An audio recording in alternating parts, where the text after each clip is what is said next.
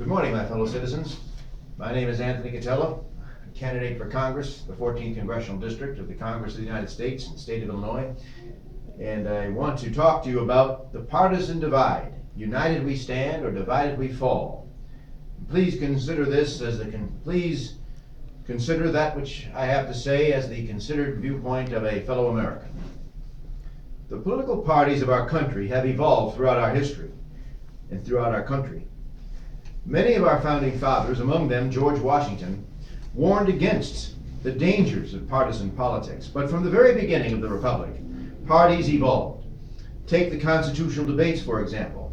The statesmen who were for the Constitution called themselves Federalists, among whom were James Madison, John Jay, and Alexander Hamilton. The statesmen who opposed the Constitution were the Anti-Federalists, among whom were Thomas Jefferson and Patrick Henry. Madison later became a Democratic Republican in the spirit of Jeffersonianism. The first year of the Republic, the first years of the young Republic, were known as the Federalist era, because it was the Federalist Party that was dominant at that time. Around the time of the War of 1812, the Federalist Party had waned as a result of their opposition to that war. The Democratic Republican Party of Jefferson, Madison, and Monroe coalesced. 200 years ago, we were in the era of good feeling, because the nation was infused with the aura of expansion, and it had won its first major war as a sovereign power. There was only one political party, the Democratic Republican Party. It dominated, but the parties in the early rise of the Republic, in the early years of the Republic, were the Democratic Republican, the Federalists, the Independent Republican, and the Fusionists. In 1824, there were 4 candidates for president: John Quincy Adams, Andrew Jackson, Henry Clay, and William Crawford.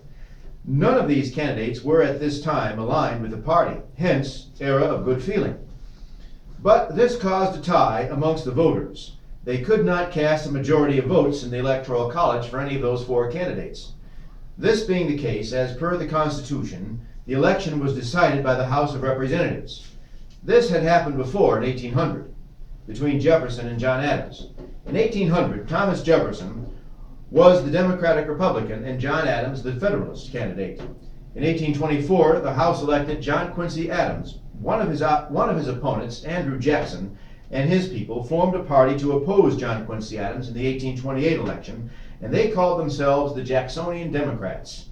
And in defense, John Quincy Adams became a national Republican, but his ideas were decidedly Federalist.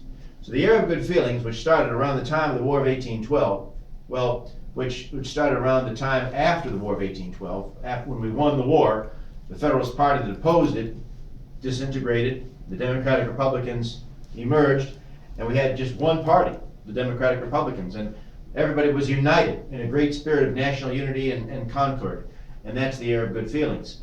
And then in the election of 1824, that's when the era of good feelings started to crack, started to dissipate, because as a result of what was known as the corrupt bargain. You see, as I mentioned, there was a tie in the Electoral College. The Congress of the United States then had to decide who became president. The Jackson supporters looked at John Quincy Adams' election as a result of a corrupt bargain, because Henry Clay became John Quincy Adams' Secretary of State. And so they thought, the Jacksonian Democrats thought that, and Clay was in the Congress. So they felt that John Quincy Adams went to Henry Clay and said, look, if you vote for me in the Congress to be president, I'll make you my Secretary of State, because he became a Secretary of State. Hence the Jacksonian Democrats called that the corrupt bargain. And that, unfortunately, was the beginning of the end of the era of good feeling. After the election of 1828, there emerged the Jacksonian Democrats, the National Republicans, the Independent Democrats, and the Anti-Masonics.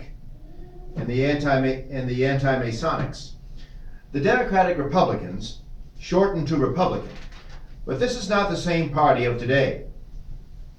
As indicated, the Federalist, John Quincy Adams, realigned himself with the National Republicans. Jackson was the first Democrat elected president in 1828. Some people have the mistaken notion that Thomas Jefferson was the first Democratic president and the founder of the Democratic Party. He really wasn't. He was a Democratic Republican. and that party shortened its name to Republican. It's really Andrew Jackson who was the first Democratic president. In 1832, the four parties ran their respective candidates for president. Jackson was the Jacksonian Democrat, Henry Clay was the National Republican, and a man by the name of Floyd was the Independent Democrat, and a man named Wirt, the anti-Masonic candidate. I take it that this last party opposed the Freemasonry, a philosophic viewpoint that has had a long tradition in the history of the United States. In the mid-1830s, a new party came into being, known as the Whig Party, named for a group of politicians in England. The Whigs formed to oppose the Jacksonian Democrats because they looked at Jackson as too much of a powerful executive, and they looked at him as being like a king. And so these Whigs, who formed themselves to be Whigs, the Whig Party, called Andrew Jackson King Andrew I and opposed his very strong executive policies, because Jackson was a very strong president, which is a good thing. But of course, many people were in America, we've always been very concerned about too much power going to one person. In the election of 1836, three Whigs, William Henry Harrison and Daniel Webster, and a man by the name of White, I don't know why my research didn't reveal their first names, but I guess I'm kind of a lazy researcher. These three men, Harrison, White, and Webster, ran for president, along with Democrat Martin Van Buren, and an independent man named Mr. Mangum. Van Buren won and had to face a financial panic in 1837. In 1840, the Whig candidate was again William Henry Harrison, the famous Indian and 1812 warfighter. Abraham Lincoln of Illinois, formerly of Kentucky, was a Whig politician because that was the party of his beau ideal of a statesman, Henry Clay of Kentucky. Mr. Lincoln was originally from Kentucky. During the years following the Mexican War, 1846 to 1848, which as Congressman Abraham Lincoln opposed, but he was for the soldier, not against the war, but for the soldier. But anyway, in the years following the Mexican War, the two major parties were the Whig and Democratic parties. The Whigs were Southern and Zachary Taylor from Louisiana, who was a hero of the Mexican War. But in general, it was a Northern and Western. The Whig Party in general was Northern and Western in outlook. The Democrats were a Southern-based party, but with a Northern wing. In 1854, a new Republican Party came into being, composed of Whigs, Free Soilers, and Northern Democrats. The one issue that united all these elements, was the opposition to the spread of slavery, the bane of the Republic. They ran their first candidate for president in 1856, another soldierly figure by the name of John C. Fremont, against Northern Democrat James Buchanan from Pennsylvania. And Abraham Lincoln, at this time, switched from the Whig Party to the Republican Party and spoke on behalf of candidate General John C. Fremont.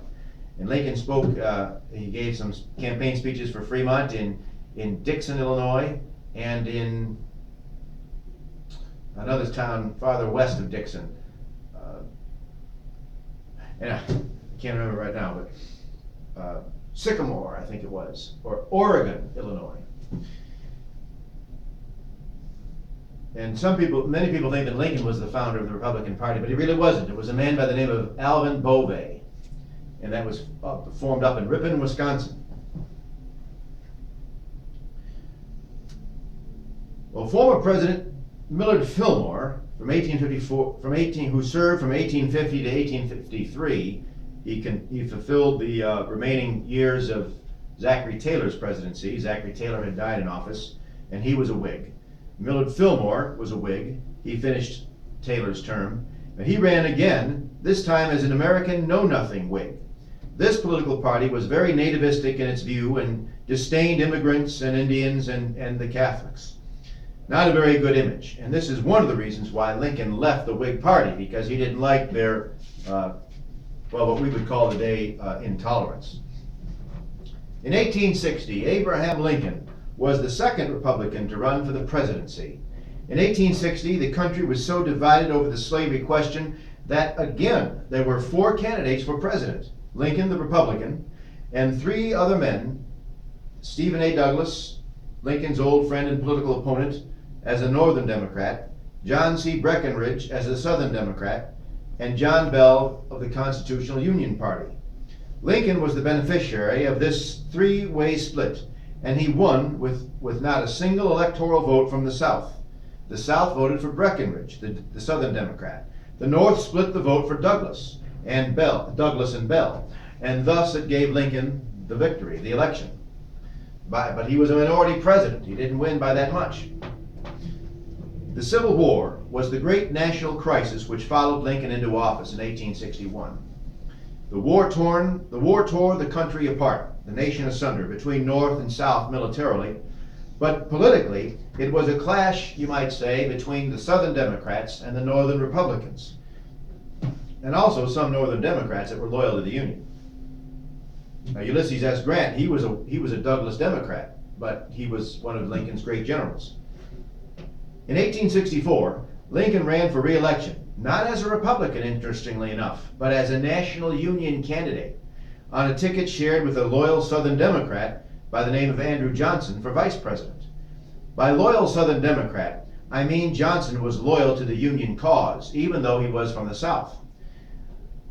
When his state of Tennessee seceded from the Union, he remained loyal to the Union.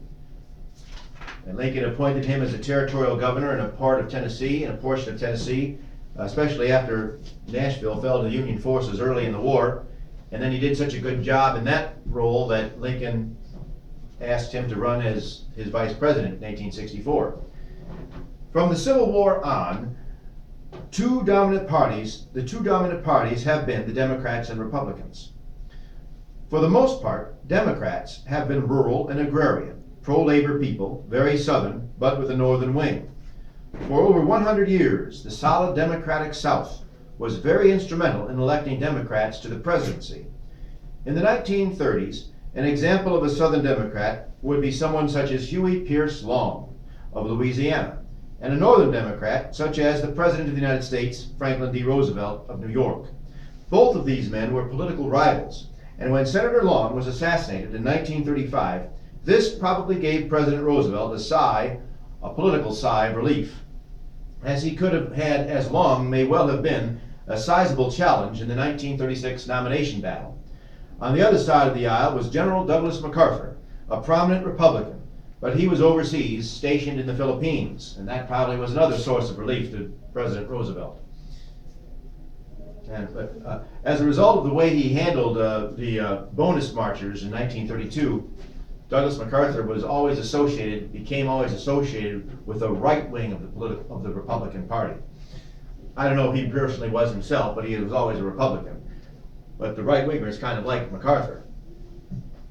Around the time of the 23rd president, Benjamin Harrison from Indiana, the Republican Party became cited and known for its pro-business position. Harrison was in favor of the high protective tariff, which helped big business, but he also favored the Sherman Antitrust Act, which policed business monopolies. The two parties seemed to take uncompromising positions for one group or another: the Republicans for business and the Democrats for labor and the farmer. The truth is, we need all groups in this country, business and labor, farmer and factory owner, to combine to build the strength and the prosperity of the country. 1896 was another big election year in which Republican William McKinley defeated Democrat William Jennings Bryan. So we had the two Williams running. McKinley was basically for the moneyed interests, the gold standard, and high tariffs to protect American industry. Bryan was an agrarian progressive for the farmer and for the free coinage of silver. And I think he also, in some respects, favored bimetallism, which was both silver and gold backing the dollar. But his philosophy was more progressive than that of Democrat Grover Cleveland, the sitting president at the time. And the only thing he did was resupply the government's gold during the economic panic of 1893. Theodore Roosevelt of the Republican Party and Woodrow Wilson of the Democratic Party were statesmen with progressive ideals, but both Roosevelt and Wilson did much to put the government at the service of the common people and out of the hands of dishonest and overly powerful groups of people. After World War I, the era of big government, if you will, which spanned from circa 1880 to 1919, and that's known as the Progressive Movement, the Progressive Era, that was over for the time being. But the seeds had been sown in what was known as the Progressive Era, from the late 19th century to the first part of to the end of the first 19 years of the 20th century. The 1920s saw three successive Republican administrations: Warren G. Harding, Calvin Coolidge, and Herbert Hoover. These presidents stood for conservative economic business principles. Business was booming. In fact, President Coolidge triumphantly declared, "My fellow countrymen, the business of America is business." And from his perspective, he was right. The American farmer was not sharing in the prosperity, although the American farmer was not sharing in the prosperity, as the nation was suffering from an agrarian depression. When the stock market crashed in 1929, and this was not the first time that happened, it began a major worldwide depression. In 1932, Franklin Roosevelt campaigned for president on the Democratic platform, which was for reducing federal spending, eliminating useless federal boards and commissions, the return of authority to the states, communities, and the people, which, according to FDR, had been unjustly seized by the federal government. Now, this does not sound like the Franklin Roosevelt that we think of. How did a man whose party platform sounds so conservative be the one who launched an exhaustive program of government entrenchment? Democratic President Grover Cleveland was the first Democrat to be elected president since James Buchanan. Cleveland was a reformer against corruption in both parties. While mayor of Buffalo, New York, Grover Cleveland faced down the corrupt Republican Organization of New York. So much so that when the Republicans nominated James G. Blaine in 1884, the mugwumps of the Republicans said they would support a Democrat for president if they were sure of his independence from political bosses. Mugwumps were Republicans that would be willing to vote for a Democrat if they were independent of boss politicians. The Democrats nominated Grover Cleveland, who opposed the Tammany Hall Democratic machine in New York and supported a young Theodore Roosevelt in his efforts to reform the city. Now, how's that for bipartisan cooperation? Democrat Grover Cleveland and Republican Theodore Roosevelt. Although it is argued that Theodore Roosevelt was more liberal in his Republican views than, say, the man that succeeded him in the White House, William Howard Taft, who was a bit more on the conservative side. The Democrats nominated Grover Cleveland, who opposed the Tammany Hall. Well, okay, we said that. As president, Cleveland supported civil service reform by appointing both Republicans and Democrats. After winning an unprecedented non-consecutive second term, Cleveland was again in the White House. In 1893, the nation faced a Great Depression, which was the financial panic of 1893. The nation's gold reserves were low, and the theory was, and the treasury was depleted, nearly depleted. The value of silver dropped. To respond to the panic, Cleveland asked Congress to repeal the Sherman Silver Purchase Act, which required the government to buy huge amounts of silver each month. He issued government bonds to replenish the gold supply, as previously mentioned.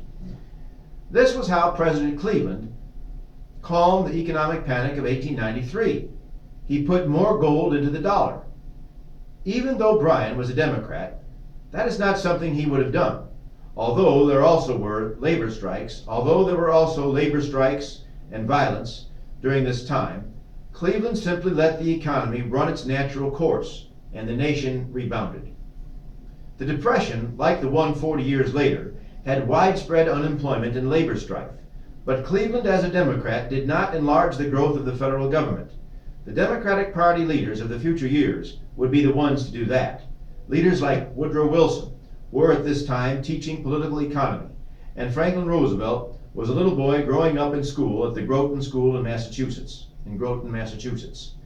In the 1890s, Wilson was a professor at Bryn Mawr College and Wesleyan University. These two leaders were schooled in a more progressive view of government participation and problem solving, because this was at the height of the progressive era.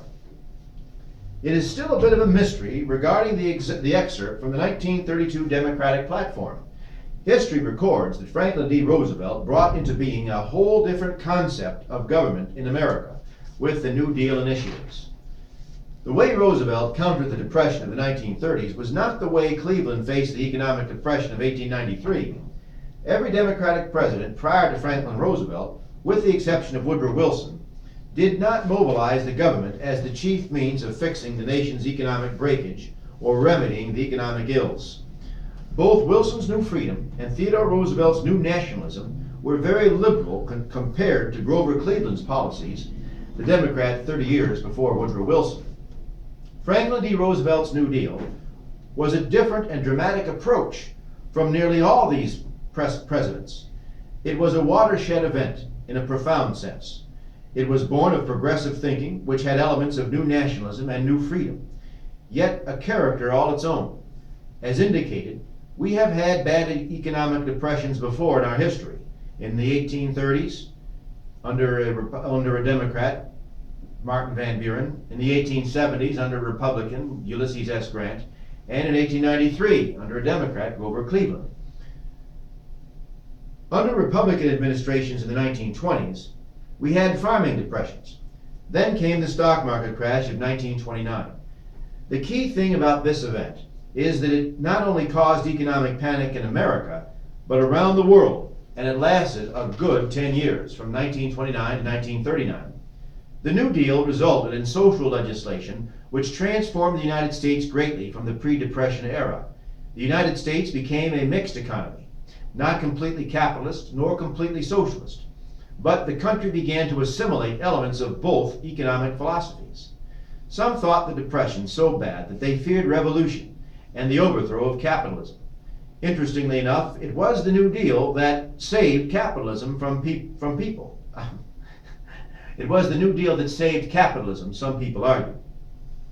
The Democratic Party of today comes from the New Deal socio-economic philosophy. The Democratic Party that became the Roosevelt Coalition endures to this day in various shades, although even now it's changing. It is interesting to note that the successors of the New Deal, the liberal Democrats of the 1960s, claimed Jefferson as their party's founder, just as Lincoln is claimed by the Republicans. Jeffersonian is based on limited federal power and strict economy of government. This does not sound like liberal democratic philosophy. Perhaps the Democrats of the 1960s should have claimed Alexander Hamilton as their lodestar, because he was definitely a pro-central government philosopher. Limited government is a viewpoint of modern conservatism, and that was the viewpoint of Thomas Jefferson. This is yet another convincing proof that what we call conservatism today is really the liberalism that founded and grounded this country of ours at its inception. The New Deal was a series of government-sponsored federally funded work programs and relief efforts, which turned away from the conservative theories of laissez-faire economy and free market self-rebuilding and reconstructing. But interestingly enough, Roosevelt, sometimes his programs of the New Deal are castigated as being welfare handout programs, but in many instances they weren't.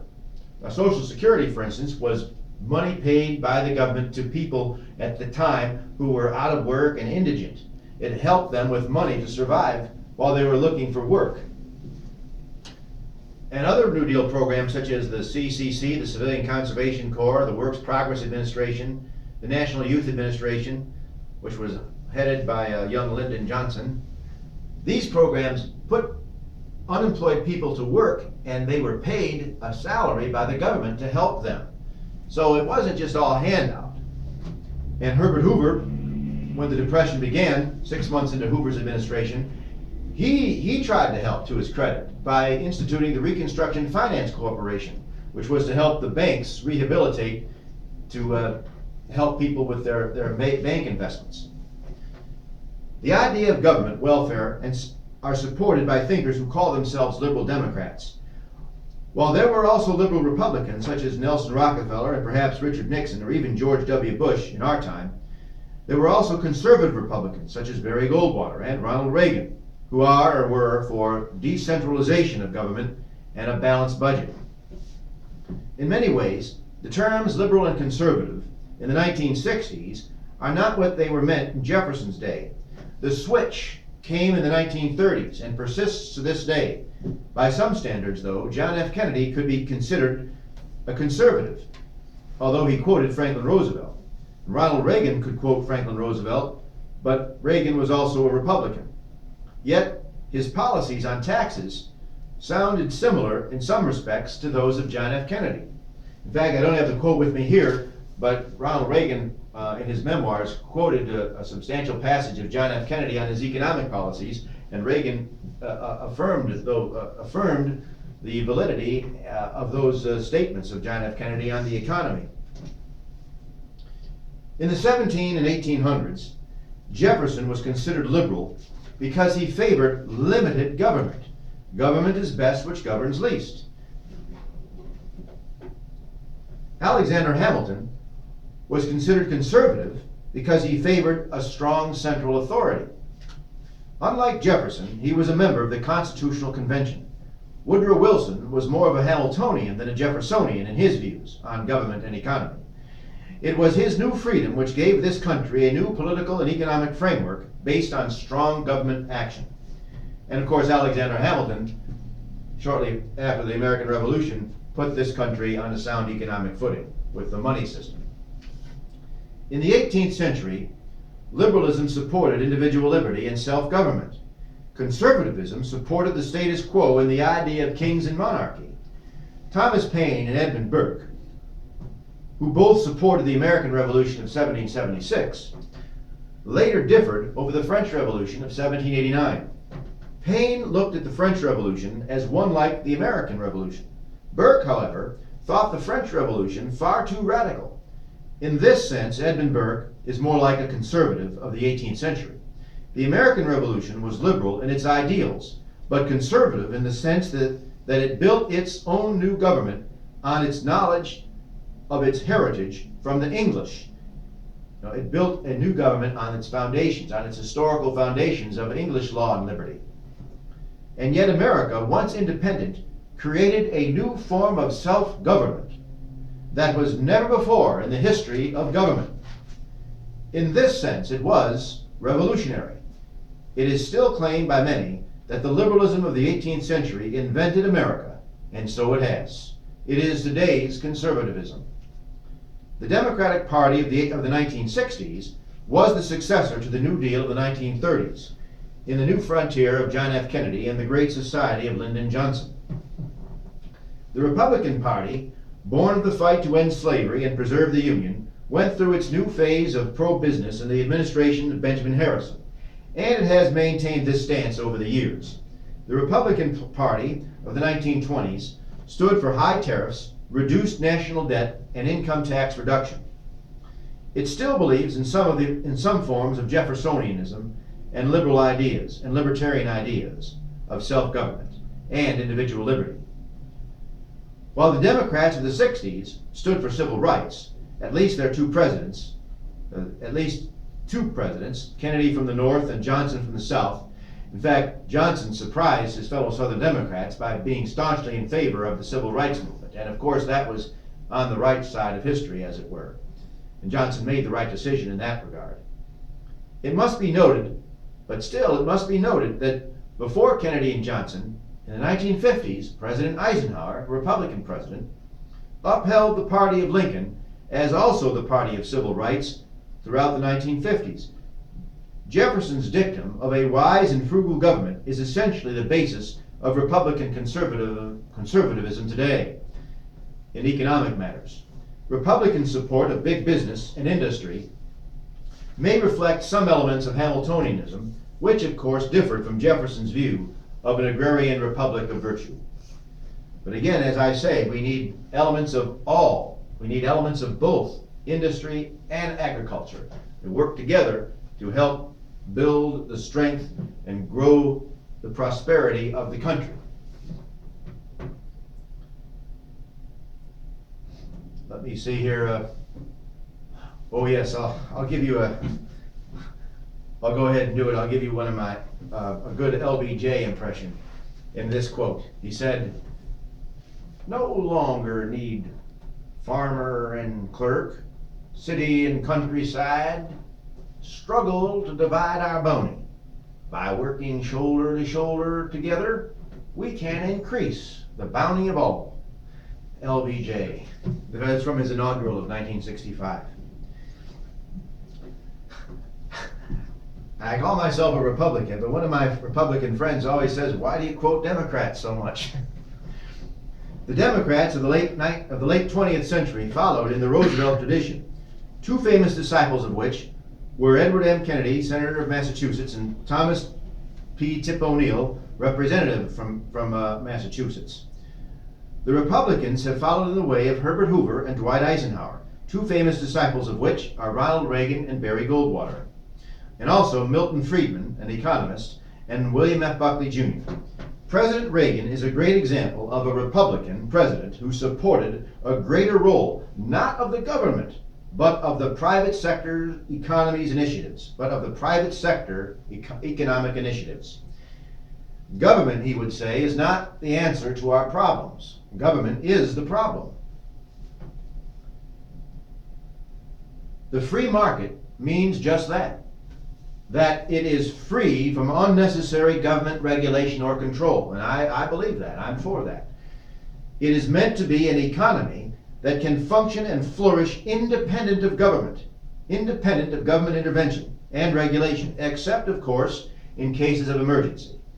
Roosevelt looked upon the crisis of the Depression as a great national emergency. But once that emergency was solved, mostly by our participation in the Second World War and its resulting prosperity, the welfare state mindset did not show any indication of being dismantled. And there simply was no return to the American economy before the stock market crash of 1929. There was a 1987 stock market crash, but the nation did not experience a depression like the one 50 years before, and that's to be thankful for. The fact that the nation can, in these post-depression and war years, survive economic downturns is due in part to the few New Deal measures still in effect today, as for example the FDIC, Federal Deposit Insurance Corporation, and Social Security. As a conservative, I believe we survive any calamity because a capitalist economy is meant to trend up and trend down, but it always rebounds. The FDIC, Federal Deposit Insurance Corporation, that helps the banks maintain soundness so people have confidence in the banks to put their money in the banks. And I remember listening to a Roosevelt speech on tape when I was younger about, it was in his first fireside chat when he spoke to the country, calming them about the banking crisis. Because the first thing Roosevelt did in the Depression when he came up to office was close all the banks because the banks were unsound in their money. But then the banks became sound again. And when they, as a result of his FDIC program, and he would counsel the American people, "I can assure you, my friends, that it is safer to place your money in a reopened bank than it is under the mattress." It appears as though the Democrats hold to the mixed economic view, while the Republicans stand by capitalism. But really, any economic system in its pure form is good on paper, but it's really not good in practice. Anything in its pure form can lead to, I think ironically, problems that are not expected. The trend of the Republican Party is towards free market capitalism. That's the trend of the Republican Party.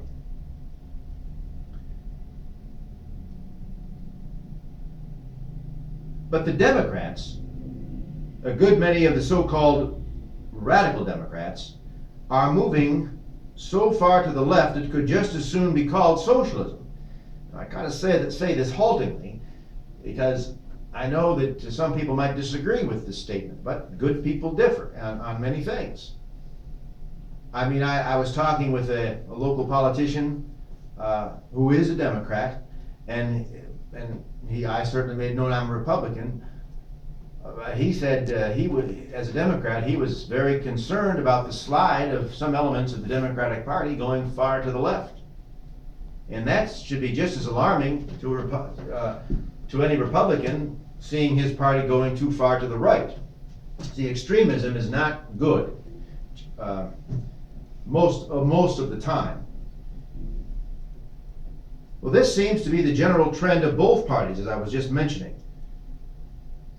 I think that this has been the root cause of our partisan divide in our country today, which really has brought us to a political stalemate. Our citizens have become so divided that there is no longer a center where members of both parties can do as they once did, which is to find common ground and ideas which can make for compromise solutions on matters which affect our present and future course. My fellow citizens, when we speak of business and labor, of capital and equal opportunities, our only purpose must be to continually make America safe for democracy, and to prove to the world that the democratic system of popular government can successfully meet the economic and social forces which confront us. Because, as Lincoln believed, so must we, that democracy with all its imperfections, if properly guided and interpreted, holds the future of the world. The great objective must be that as the years roll forward, the world will look to America more and more for the moral inspirations which lie at the basis of all freedom. And that America will come into the full light of the day once more and realize her God-given destiny in history, that she is the nation of all the people, and that her flag is not only the flag of America, but the flag of humanity, as indeed it has always been. Well, all of this was but a study of and a synthesis of the two economic philosophies of the two major political parties of the United States, and a brief history of the development of partisanship or parties in the United States in our political heritage. However, let me proceed to my conclusion of further and related matters. One other note. The 1932 election of Democrat Franklin Roosevelt was so precedent-shattering that it was actually what an historian called, what Arthur Schlesinger Jr. called, the crisis of the old order. It changed our political landscape. It changed one party from left of center and drew it closer to the left, and the other party remained right of center but developed elements closer to the right.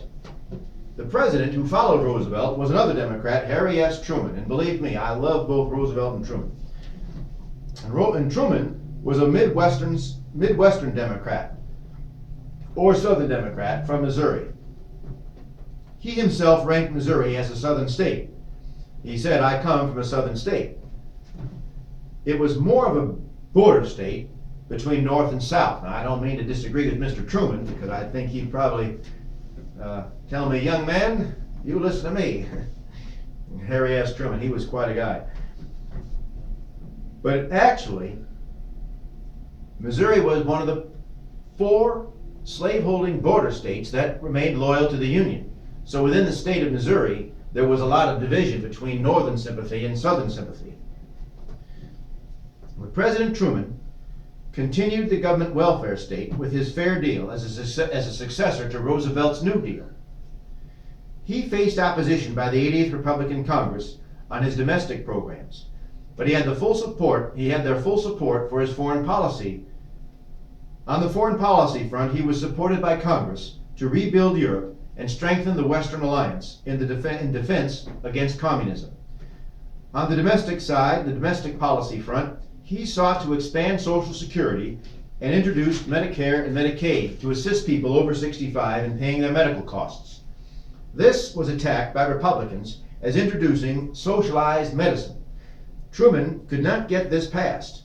Over 20 years later, in 1965, President Johnson saw it passed and went down to Independence, Missouri to sign it into law with former President Truman. In our time, the Democrats were successful in passing the Affordable Health Care Act, but it was repealed by a lot of Republicans because of their concern that it would involve the government and taxes, which would be anything but helpful to anyone in the long run. This debate on the question is long term. The goal is good, help people pay medical expenses, but the means are at issue. Private health care plans for different people's needs, for different people's differing needs, or a total across-the-board government plan. As a candidate for Congress, I will simply say this: I believe that health care is a human right. But I just don't think the government's, it's all of the government's business to provide that right. It is a human right and it must be provided by good doctors who take a Hippocratic oath, an ancient oath, to provide health for their people and to do no harm. And that's elemental and fundamental, and I think it can be done if only the will is there. Both the New Deal and the Fair Deal were essentially federal spending programs which involved government in many areas of citizen life, all with a good intention. But they tended to cause higher taxes, which in turn tend to be a burden on the backs of most Americans. Government involvement leans towards socialism, which is really government-directed redistribution of wealth. In a free society, the government should not be in control of the wealth. It should be in the domain of the private non-government sector of the economy. And wealth is the capital by which more wealth is produced. That's why we call this capitalism. Well, let me say again, in a free society, the government should not be in control of the wealth.